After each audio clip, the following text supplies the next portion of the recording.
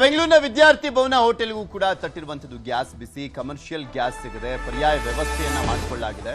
Gas ಕಡಿಮೆ ಬಳಕೆ ಆಗುವಂತ ಸೆರಾಮಿಕ್ ಬರ್ನರ್ಸ್ ಬಳಕೆಯನ್ನ ಯೂಸ್ ಮಾಡಲಾಗ್ತಾ ಇರುವಂತದ್ದು. ಗ್ರಾಹಕರಿಗೆ ಕೇಳಿದಂತ ದೋಸೆ ಪೂರೈಕೆ ಮಾಡ್ತಾ ಇದ್ದಾರೆ ಮಾಲೀಕರು. ವಿದ್ಯಾರ್ಥಿ ಭವನ ಅಂದ್ರೆ ಫೇಮಸ್ ಆಗಿರುವಂತದ್ದೇ ದೋಸೆಗೋಸ್ಕರ. ಆ ದೋಸೆ ಸಹಜವಾಗಿ ಬೇಡಿಕೆ ತುಂಬಾ ಇರುತ್ತೆ. ಕ್ಯೂನಲ್ಲೆಲ್ಲ ನಿಂತ್ಕೊಂಡು ದೋಸೆ ತಿನ್ಕೊಂಡು ಹೋಗ್ತಾರೆ. ಈ ಸಂದರ್ಭದಲ್ಲಿ ಬರುವಂತ ಗ್ರಾಹಕರಿಗೆ ಗ್ಯಾಸ್ ಸಮಸ್ಯೆ ಅದು ಇದು ಅಂತ ಹೇಳ್ಕೊಂಡು ಕೂರಕ್ಕೂ ಆಗಲ್ಲ. ಸೊ ಆಲ್ಟರ್ನೇಟಿವ್ ಆಗಿ ಏನು ಮಾಡ್ಬೋದು ಅದನ್ನ ಮಾಡ್ತಾ ಇದ್ದಾರೆ. ಇದೇ ವಿಚಾರಕ್ಕೆ ಸಂಬಂಧಪಟ್ಟಂತೆ ನಮ್ಮ ಪ್ರತಿನಿಧಿ ಶರಣು ಹಂಪಿ ಇನ್ನೂ ಹೆಚ್ಚಿನ ಮಾಹಿತಿ ಕೊಟ್ಟಿದ್ದಾರೆ ನೋಡೋಣ.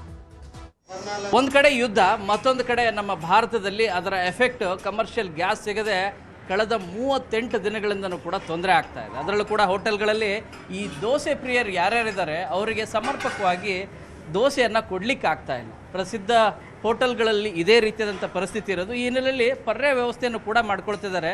ನಾವೀಗ ಬೆಂಗಳೂರಿನ ಪ್ರಸಿದ್ಧ ವಿದ್ಯಾರ್ಥಿ ಭವನದಲ್ಲಿದ್ದೇವೆ. ಇಲ್ಲಿರುವಂಥ ಏನು ಗ್ಯಾಸ್ ಮಾಡುವಂಥ ಒಲೆಗಳೇನಿದ್ದಾವೆ ಇವುಗಳಲ್ಲಿ ಗ್ಯಾಸ್ ಪ್ರಮಾಣವನ್ನು ಕಡಿಮೆ ಬಳಕೆ ಮಾಡಲಿಕ್ಕೆ, ಅಂದರೆ ಶೇಕಡ 40% ಕಡಿಮೆ ಮಾಡಲಿಕ್ಕೆ ಸೆರಾಮಿಕ್ ಬರ್ನರ್ಸನ್ನು ಯೂಸ್ ಮಾಡ್ತಾ ಇದ್ದಾರೆ. ಇದ್ರ ಜೊತೆಗೆ ನಿಮಗೆ ಸೌದೆ ಒಲೆಯನ್ನು ಕೂಡ ಬಳಕೆ ಮಾಡಬೇಕಾದಂಥ ಅನಿವಾರ್ಯತೆ ಸೃಷ್ಟಿಯಾಗಿದೆ. ಈ ರೀತಿಯಾಗಿ ನಗರದ ಬಹುತೇಕ ಹೋಟೆಲ್ಗಳಲ್ಲಿ ಇದೇ ರೀತಿಯಾದಂಥ ಪರಿಸ್ಥಿತಿ ಇರೋದು. ಕೆಲವು ಹೋಟೆಲ್ಗಳಲ್ಲಿ ಸಮಯ ಬದಲಾವಣೆ ಮಾಡುವಂಥ ಕಾರ್ಯನೂ ಕೂಡ ಆಗ್ತಾ ಇದೆ. ಬನ್ನಿ, ಇಲ್ಲಿರುವಂಥ ಹೋಟೆಲ್ನ ಮಾಲೀಕರಂಥ ಅಡಿಗೆವ್ರನ್ನ ಮಾತಾಡ್ಸ್ತಾ ಹೋಗ್ತೀನಿ ಏನು ಹೇಳ್ತಾರೆ ಅಂತೇಳಿ. ಸರ್, ಗ್ಯಾಸಿನ ತೊಂದರೆ ಖಂಡಿತವಾಗಿ ಕೂಡ ಈಗ ಒಂದು 50% ಒಂದು ಕಡಿಮೆ ಆಗಿದೆ. ಬಟ್ ಆದರೆ ಪರ್ಯಾಯ ವ್ಯವಸ್ಥೆ ಮಾಡಿಕೊಳ್ಳುವಂಥ ಯೋಚನೆ ಅಂತ ಖಂಡಿತ ಆಗಿದೆ. ಏನೇನು ಆಲ್ಟರ್ನೇಷನ್ ಮಾಡ್ಕೊಳ್ತಾ ಇದ್ದೀರಿ ಸರ್? ಮತ್ತು ದೋಸೆ ಪ್ರಿಯರಿಗೆ ಸಮರ್ಪಕವಾಗಿ ಪೂರೈಕೆ ಮಾಡಲಿಕ್ಕೆ ಆಗ್ತಿದೆಯಾ? ದೋಸೆಯನ್ನು ಕೊಡಲಿಕ್ಕೆ ಆಗ್ತಾಯಿದೆ. ನೀವು ಹೇಳ್ದಂಗೆ ಗ್ಯಾಸ್ ಈಗ ಒಂದು 50% ಅಷ್ಟು ಕಮರ್ಷಿಯಲ್ಗೆ ಕೊಡ್ತಾ ಇದ್ದಾರೆ. ಬಟ್ ನಾವೇನು ಮಾಡಿದ್ದೀವಿ, ಈಗ ನಾವಂತಲ್ಲ ಎಲ್ಲ ಹೋಟ್ಲವರು ಈಗ ಪರ್ಯಾಯ ವ್ಯವಸ್ಥೆನ ಖಂಡಿತ ಮಾಡ್ಕೊಂಡಿದ್ದೀವಿ. ಏನೇನು ಮಾಡ್ಕೊಂಡಿದ್ದೀರಿ? ಫಸ್ಟ್ ಮೊದಲನೇ ಒಂದು ವಾರ ನಾವು ರೆಸ್ಟ್ರಿಕ್ಟೆಡ್ ಟೈಮಿಂಗ್ಸಲ್ಲೇ ವರ್ಕ್ ಮಾಡಿದೆ. ಕಡಿಮೆ ಟೈಮಿಂಗ್ಸಲ್ಲಿ ಇದು ದೋಸೆ ಹಂಚನ್ನು ಯೂಸ್ ಮಾಡಿದ್ದೆ. ಆಮೇಲೆ ಪೂರಿ ಎಲ್ಲ ನಿಲ್ಲಿಸಿದ್ದೆ. ಈಗ ಅದು ಒಂದು ವಾರ ಆಗ್ತಿದ್ದಂಗೆ ನಾವು ಪರ್ಯಾಯ ವ್ಯವಸ್ಥೆಯಲ್ಲಿ ಇಂಡಕ್ಷನ್ ಸ್ಟವ್ಗಳು ಹಾಕ್ಕೊಂಡಿದ್ದೀನಿ. ಬೇರೆ ತಿಂಡಿ ಮಾಡೋದಕ್ಕೆಲ್ಲ ಪರ್ಯಾಯ ವ್ಯವಸ್ಥೆ ಎಲೆಕ್ಟ್ರಿಕ್ಕು ಇಂಡಕ್ಷನ್ನು ಮಾಡಿಕೊಂಡು ದೋಸೆಗೆ ಉಪಯೋಗಿಸೋ ಗ್ಯಾಸನ್ನು ಮಾತ್ರ ಇರೋ ಸಪ್ಲೈ ಆಗೋ ಗ್ಯಾಸನ್ನು ಮಾತ್ರ ದೋಸೆ ಹಂಚಿಗೆ ಇಟ್ಕೊಂಡಿದ್ದೀವಿ. ದೋಸೆ ಹಂಚಲ್ಲೂ ಕೂಡ ಗ್ಯಾಸ್ ಪ್ರಮಾಣವನ್ನು ಕಡಿಮೆ ಮಾಡಲಿಕ್ಕೆ ಬರ್ನರ್ ಮಾಡ್ತಾಯಿದ್ರು. ವಿಶೇಷ ಏನು ಸರ್ ಅದು? ಅದು ಸೆರಾಮಿಕ್ ಬರ್ನರ್ಸ್ ಅಂತ ಒಂದಿದೆ. ಅದೇನಾಗುತ್ತೆ, 40% LPG ಕನ್ಸಂಪ್ಷನ್ ಕಡಿಮೆ ಅದರಲ್ಲಿ. ಸೊ ಮುಂಚಿಂದನೂ ಇತ್ತು, ಇವಾಗ ಅದರದ್ದು ಬೆಲೆ ಗೊತ್ತಾಗ್ತಾ ಇದೆ, ಎಷ್ಟು ಉಪಯೋಗ ಆಗ್ತಾ ಇದೆ ಅಂದರೆ. ಸೊ 40% LPG ಕನ್ಸಂಪ್ಷನ್ ಕಡಿಮೆ ಅದರಲ್ಲಿ, ಬೇಗ ಬಿಸಿ ಆಗುತ್ತೆ ಹಂಚು.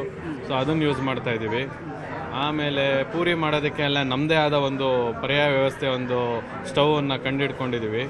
ಸೊ ಇಂಥದ್ದೆಲ್ಲ ಮಾಡಿದ್ದೀವಿ ಸರ್. ಎಲ್ಲರಿಗೂ ಕೂಡ ದೋಸೆ ಸಮರ್ಪಕ ಅಂದರೆ ಕೇಳೋರು, ಯಾಕಂದ್ರೆ ಭಾಳ ಜನ ಬರ್ತಾರೆ, ಇಡೀ ದಿನ ಓಪನ್ ಇರುತ್ತೆ. ಹೇಗೆ ನೀವು ಮ್ಯಾಕ್ಸಿಮಮ್ ಆಲ್ಟರ್ನೇಷನ್ ವ್ಯವಸ್ಥೆ ಮಾಡ್ಕೊಂಡು ಆಗ್ತಿದೆಯಾ ಅದು? ಖಂಡಿತ ಆಗ್ತಿದೆ. ಯಾಕಂದರೆ ನಮ್ಮಲ್ಲಿ ಎಲ್ಲ ಜನ ಬರೋದೇ ಮುಖ್ಯವಾಗಿ ದೋಸೆ ತಿನ್ನೋದಕ್ಕೆ. ಸೊ ದೋಸೆ ಇಲ್ದಿರ ನಾನು ಬೇರೆ ತಿಂಡಿ ಇಟ್ಟರೆ ಇಲ್ಲಿ ಏನೂ ಪ್ರಯೋಜನ ಇಲ್ಲ. ದೋಸೆ ಬರೋ ಟೈಮ್ಗೆ ಇನ್ನೇನಾದ್ರು ಫಿಲ್ಲರ್ಸ್ ಥರ ಇಡ್ಲಿ, ವಡೆ, ಖಾರ ಬಾತು ಅಂಥದ್ದು ತಿನ್ನೋದು. ಸೊ ದೋಸೆ ಬೇಕೇ ಬೇಕು. ಸೊ ಫಸ್ಟ್ ಒಂದು ವಾರ 10 ದಿವಸ ಸ್ವಲ್ಪ ಕಷ್ಟ ಆಯಿತು, ಯಾಕಂದರೆ ಎರಡೇ ಹಂಚಲ್ಲಿ ಮಾಡೋದಕ್ಕೆ. ಈಗ ಪರ್ಯಾಯ ವ್ಯವಸ್ಥೆ ಮಾಡಿಕೊಂಡು ಬೇರೆದನ್ನೆಲ್ಲ ಈಗ ದೋಸೆ ಫಾಸ್ಟಾಗೆ ಕೊಡ್ತಾ ಇದ್ದೀವಿ. ಪರ್ಯಾಯ ವ್ಯವಸ್ಥೆಗಳನ್ನು ಮಾಡಿಕೊಂಡು ಮ್ಯಾಕ್ಸಿಮಮ್ ಗ್ರಾಹಕರಿಗೆ ತೊಂದರೆ ಆಗದ ರೀತಿಯಾಗಿ ಅವ್ರಿಗೆ ಏನು ಇಷ್ಟ, ಎಸ್ಪೆಷಲಿ ದೋಸೆ, ಮಸಾಲೆ ದೋಸೆ, ಸೆಟ್ ದೋಸೆ ಇರ್ಬೋದು, ಖಾಲಿ ದೋಸೆ ಇರ್ಬೋದು, ಇವುಗಳೆಲ್ಲವೂ ಕೂಡ ಉಣಬಡಿಸುವಂಥ ಕೆಲಸ ಮಾಡ್ತಿದ್ದೇವೆ ಅಂತ ಹೇಳ್ತಾ ಇದ್ದಾರೆ. ಕ್ಯಾಮ್ರಾ ಪರ್ಸನ್ ರಾಯ್ಡ್ ಜೊತೆ ಶರಣು ಹಂಪಿ, ನ್ಯೂಸ್ 18. ಮೈಸೂರಿನ ಮೈಲಾರಿ ಹೋಟೆಲ್ಗಿಲ್ಲ ಗ್ಯಾಸ್ನ ಸಮಸ್ಯೆ. ಮೈಲಾರಿ ಹೋಟೆಲ್ನಲ್ಲಿ ಒಲೆಯಲ್ಲೇ ದೋಸೆಯನ್ನ ತಯಾರು ಮಾಡಲಾಗ್ತದೆ. ಅಲ್ಲೂ ಕೂಡ dosa famous Mylari hotel. CM Siddaramaiah ನೆಚ್ಚಿನ ದೋಸೆ ಹೋಟೆಲ್ ಇದು. ಮೋಸ್ಟ್ ಎಲ್ಲ ದೊಡ್ಡ ದೊಡ್ಡವರು ಕೂಡ ಅಲ್ಲಿ ದೋಸೆಯನ್ನ ಸವಿದಿದ್ದಾರೆ, ಹೋಗ್ತಾ ಇರ್ತಾರೆ ಕೂಡ. ಆದರೆ ಗ್ರಾಹಕರು ಬರದೆ ವ್ಯಾಪಾರ ಡಲ್ ಹೊಡಿತಾ ಇದೆಯಂತೆ. ಪ್ರವಾಸಿಗರು ಬರೋದಿರೋಕ್ಕೆ ವ್ಯಾಪಾರ ಡಲ್ ಆಗಿದೆ. ಪ್ರವಾಸಿಗರು ಹೋಗ್ತಾ ಇಲ್ಲ ಜಾಸ್ತಿ, ಆ ಕಾರಣಕ್ಕೋಸ್ಕರ ವ್ಯಾಪಾರ ಡಲ್ ಆಗಿದೆ ಅಂತ ಮಾತನಾಡಿದ್ದಾರೆ. ನಮಗೇನು ಪ್ರಾಬ್ಲಮ್ ಆಗಲಿಲ್ಲ ಸ್ವಲ್ಪ, ಯಾಕೆಂದ್ರೆ ನಮ್ಮದು ಸೌದೆ ಒಲೆಲ್ಲ ಮೊದಲಿಂದನೇ ಮಾಡ್ತಿರೋದ್ರಿಂದ ನಮ್ಗೆ ಅಷ್ಟು ಎಫೆಕ್ಟ್ ಆಗಲಿಲ್ಲ. ಗ್ಯಾಸು ಮಾಮೂಲಿ ಬೇರೆ ಇದಕ್ಕೆಲ್ಲ ಬೇಕು, ಸ್ವಲ್ಪ ಸಾಗು ಮಾಡೋದು ಎಲ್ಲದಕ್ಕೆ ಬೇಕಲ್ಲ, ಆವಾಗ ಕಮರ್ಷಿಯಲ್ ಸಿಗುತ್ತೆ ನಮಗೆ. ಮಾಮೂಲಿ ಬುಕ್ ಮಾಡ್ತೀವಿ, ಸಿಗ್ತಿತ್ತು ಅಂತ ತೊಂದರೆ ಏನೂ ಆಗಲಿ. ಈಗ ನಮಗೇನು ಅಷ್ಟೇನೂ ಅನ್ನಿಸ್ಲಿಲ್ಲ, ಆದರೆ ಜನಗಳಿಗೆ ತುಂಬ ತೊಂದರೆ ಆಗಿದೆ. ಅದರಿಂದ ಸ್ವಲ್ಪ ನಮ್ಮ ವ್ಯಾಪಾರಕ್ಕೂ ಸ್ವಲ್ಪ ಒಂದು 20% ಸ್ವಲ್ಪ ಬಿದ್ದಿದೆ. ಸ್ವಲ್ಪ ಕಮ್ಮಿ ಆಗಿದೆ. ಇನ್ನು ಟೂರಿಸ್ಟ್ ಎಲ್ಲ ಸ್ವಲ್ಪ ಹೆದರಿಕೆ ಇನ್ನೂ ಬರ್ತಾ ಇಲ್ಲ.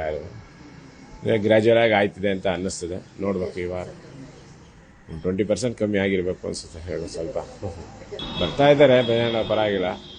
ಅಂದರೆ ಸ್ವಲ್ಪ ಹೊರಗಡೆಯಿಂದ ಬರೋಕೆ ಸ್ವಲ್ಪ ಜನ ಹಿಂದೆ ಹೊಡಿತಾ ಇದ್ರಲ್ಲ, ಅದರಿಂದ ಸ್ವಲ್ಪ ಪ್ರಾಬ್ಲಮ್ ಆಗಿದೆ ಅಷ್ಟೇ. ಡೌನ್ ಆಗ್ಬಿಟ್ಟಿದೆ. ಎಲ್ಲ ಚೆನ್ನಾಗಿದ್ರೇ ಪ್ರವಾಸೋದ್ಯಮನ ಮೇಯ್ನ್. ಮೈಸೂರಿಗೆ ಜೀವ ಇರೋದೇ ಟೂರಿಸ್ಟ್ ಇಲ್ಲದೆ ಮೈಸೂರಲ್ಲಿ ಏನು ವ್ಯಾಪಾರ ನಡೆಯಲ್ಲ, ಏನು ನಡೆಯಲ್ಲ. ಟೂರಿಸ್ಟ್ ಇರಬೇಕು. ಟೂರಿಸ್ಟ್ ಬರೋ ತನಕ ಸ್ವಲ್ಪ ಎಲ್ಲರಿಗೂ ಪ್ರಾಬ್ಲಮ್, ನಮಗೂ ಅಂತ ಪ್ರಾಬ್ಲಮ್, ಎಲ್ಲರಿಗೂ ಪ್ರಾಬ್ಲಮ್ ಇದೆ. ಸುಮಾರು ಮುಚ್ಚಿಕೊಂಡಿದೆ ಅಂತ ಎಲ್ಲ ಕೇಳ್ಪಟ್ಟಿದ್ದೀನಿ. ಸುಮಾರು ಎಲ್ಲ ಹೋಟ್ಲುಗಳೆಲ್ಲ ಈಗ ಗ್ಯಾಸ್ ಪ್ರಾಬ್ಲಮ್ಮು. ಕೆಲವೊಂದು ಸೌದೆ ಒಲೆಯಲ್ಲಿ ಮಾಡೋಕ್ಕಾಗಲ್ಲ, ಅದು ವಿಶಾಲವಾದ ಜಾಗ ಬೇಕು. ಒಂದು ಸ್ವಲ್ಪ ಎಲ್ಲದಕ್ಕೂ ತೊಂದರೆ ಆಯ್ತಿದೆ. ಅದರಿಂದ ಈಗ ಗ್ಯಾಸ್ದಲ್ಲೇ ಅನುಕೂಲ ಇರೋದ್ರಿಂದ ಅದರಲ್ಲೇ ಮಾಡೋಕ್ಕೆ ತಿರ್ತಾರೆ. ಇವಾಗ ಗ್ಯಾಸ್ ಸಿಗ್ತಾ ಇಲ್ಲವಲ್ಲ, ಅದು ಪ್ರಾಬ್ಲಮ್ ಆಗಿದೆ ಅಷ್ಟೇ.